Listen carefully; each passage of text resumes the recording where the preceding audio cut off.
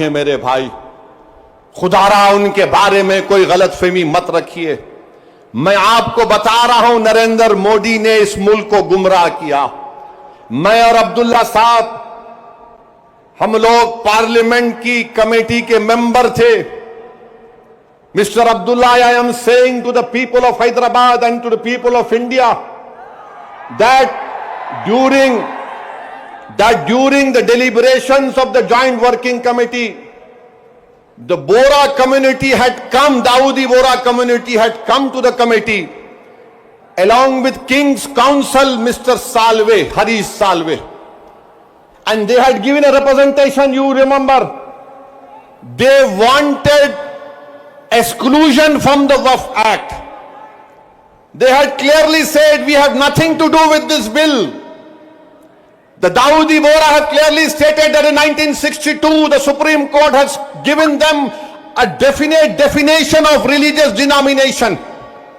The Dawoodi Bora have said, if you remember, that they believe in the concept of Dail Mutlaq. And this Waqf bill goes contrary to that. It is part of their faith.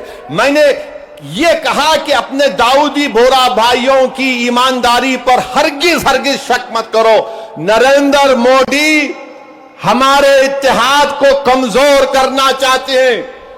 Dawoodi बोरा के लोग parliament की committee के पास आए थे, London से मायानाज वकील king council जनाब हरीश साल्वे साहब को लाकर पार्लियामेंट की कमेटी के सामने कहा कि हम 2024 का कानून नहीं चाहिए, हमको वक्फ से अलहदा करो, क्योंकि दाऊदी बोरा जो शियाओं की ब्रांच है, उन्होंने कहा कि हमारे पास दाइल और मुतलक है। उनके जो रूहानी पेशा है मुफद्दल साहब, अल्लाह उनको सलामत रखे, वो उनकी मौजूदगी में कोई मुतवल्ली नहीं हो सकता। लिख कर दिया उन्होंने कि हमको इस वक्फ एक्ट से लेना देना नियम को निकाल दो। तो ये इनको बुलाया गया, मोदी ने बुलाया इनको, और नरेंद्र मोदी ने कितना गुमराहकुन बात की, बैठ के कहा कि मैंने 3 साल पहले ये बिल बना दिया, आप लोगों को नहीं मालूम होगा, मैंने भिजा दिया आपको और कहा कि कॉमा फुल स्टॉप लिख दो। मोदी ये पैगाम दे रहे हैं भारत के सेकुलर हिंदू भाई बहनों को, सिखों को और मुसलमानों को, मैं तो नहीं लाया है बिल, ये तो ये लोग बोल के लाया मैं। आप समझ रहे हमारी बात को?